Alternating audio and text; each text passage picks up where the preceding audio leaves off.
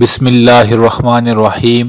میرے بھائی اور بہنوں، سورۃ الفاتحہ جیسی سورت دنیا کی کسی کتاب میں نہیں، چاہے مذہبی ہے چاہے دوسری کتاب ہے۔ اتنی پیاری، اتنی طاقتور، اتنی خوبصورت، اتنا اثر رکھنے والی، اتنی شفا والی، اتنی دعاؤں کو قبول کروانے والی سورت کسی دنیا کی اور کتاب میں نہیں۔ یہ بڑی برکتوں والی، رحمتوں والی سورت ہے۔ کاش مسلمان اس سورت کی عظمت کو جان جاتے، اس کا ورد کرتے، اسے پڑھتے، یقین مانے دنیا جنت بن جاتی۔ میرے بھائی اور بہنوں، ایک وظیفہ ہمیشہ یاد رکھیے گا۔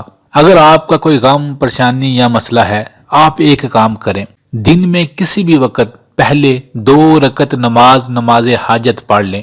2 نفل پڑھنے کے بعد اللہ سے دعا مانگ لیں، اور اس کے بعد کچھ پیسے صدقے کی نیت سے نکال کر کسی غریب کے گھر پہنچا دیں۔ مانگنے والوں کو نہ دیا کریں، ان کو دیں جو بڑے تنگ دست ہیں، مانگتے نہیں پر حالات ان کے بڑے خراب ہوتے ہیں۔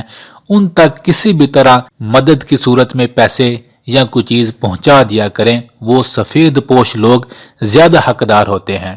تو 2 رکعت نماز نفل پڑھ لیں، کچھ صدقہ نکال دیں، اور اس کے بعد آپ سارا دن جتنا ہو سکے سورۃ الفاتحہ کی آیت کون سی؟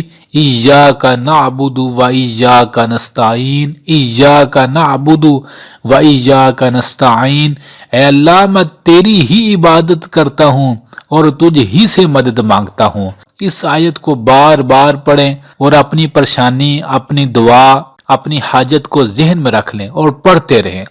یہ عمل بار بار کریں اور درد کے ساتھ، دل کے ساتھ، بھکاری بن کر، ضد لگا کر بار بار اللہ کو پکارنے کی طرح یہ آیت پڑھیں۔ روزانہ یہ عمل کریں، پہلے 2 رکعت نماز حاجت پڑھیں، پھر صدقہ دیں، اور پھر اس آیت کو پڑھتے رہیں سارا دن جتنا ہو سکے۔ یقین مانے چند دن لگیں گے، آپ کا بڑے سے بڑا مسئلہ جو سالوں سے حل نہیں ہوا، انشاءاللہ حل ہوگا۔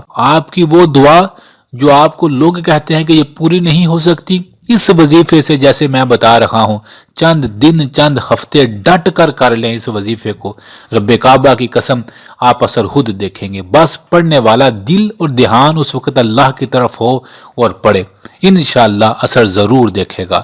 یہ عمل ضرور کیجئے گا، اللہ تعالیٰ بڑی برکتوں سے نوازیں گے۔ آخر میں کعبے کے رب سے دعا ہے، اے کریم، رحیم، پیارے، پاک پروردگار، ہم سب کے ہر غم اور پریشانی کو آگے بھی تو نے ہی دور فرمایا ہے۔ اے میرے سونے رب، اب بھی جو مسائل، پریشانیاں آئی ہیں، اپنی رحمت سے، اپنے بندوں سے ان پریشانیوں کو دور فرما دے۔ آمین آمین۔